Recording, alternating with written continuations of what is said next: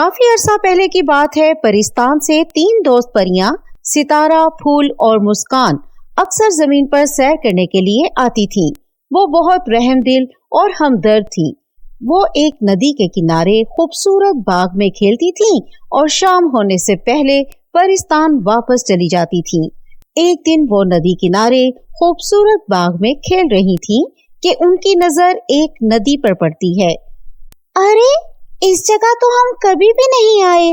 कितनी खूबसूरत जगह है ना? हाँ, देखो ना, बहुत खूबसूरत है। नदी में मुझे मछलियाँ बहुत पसंद हैं।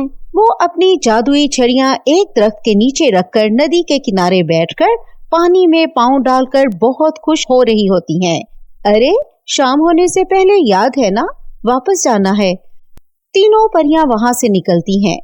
दरख्त के नीचे अपनी छड़ियां गायब देखकर उनके होश उड़ जाते हैं। ओह, हमारी जादुई छड़ियां कहाँ हैं?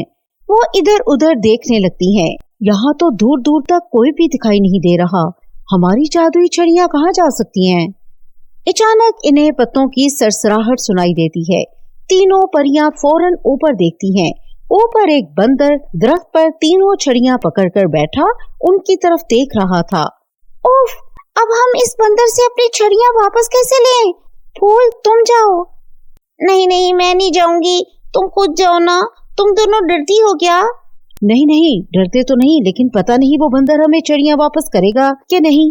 चलो, हम तीनों उसके पास जाती हैं। तीनों उड़कर दरख्त पर बैठे बंदर के पास पहुंच जाती हैं।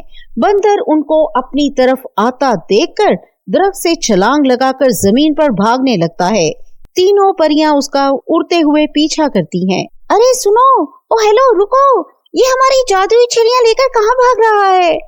बंदर भागते भागते एक गार में घुस गया। वो तीनों परियां भी उस गार में उसके पीछे चली गईं। अरे, यहाँ तो बहुत अंधेरा है। अरे हाँ, ये तो बहुत खौफनाक जगह है। वहाँ एक बूढ़ी औरत बैठी थी।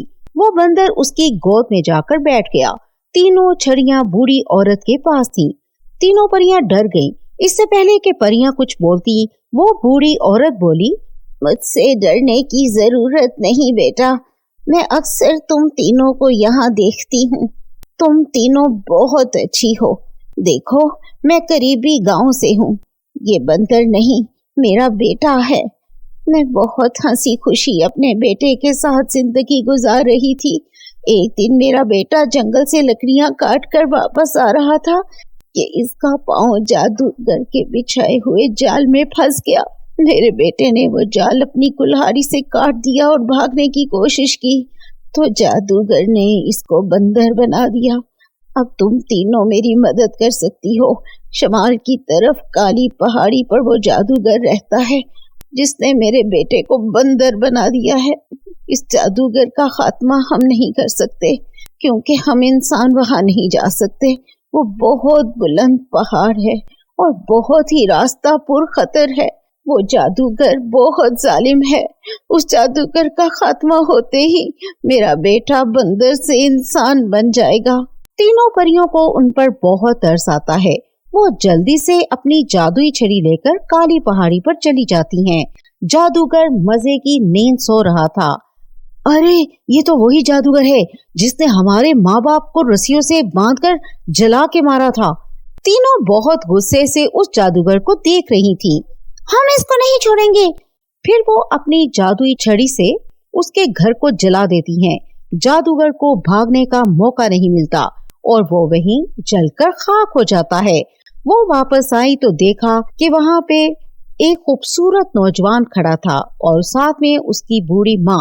आपका बहुत बहुत शुक्रिया। अगर आप हमारी मदद न करती तो मेरा बेटा हमेशा के लिए बंदर बनकर जिंदगी गुजारता। रात का वक्त हो चुका था। अगली सुबह तीनों परियां हंसी खुशी परिस्तान वापस लौट जाती हैं। उन्हें इंसानों की मदद करके बहुत अच्छा लग रहा था और वो तीनों बहुत खुश थी। तो फ्रेंड्स, कैसी लगी आपको हमारी आज की ये स्टोरी? हमें कमेंट्स में जरूर बताइए। अगर आपको हमारी आज की कहानी पसंद आई है तो वीडियो को लाइक कीजिए और चैनल को सब्सक्राइब कीजिए।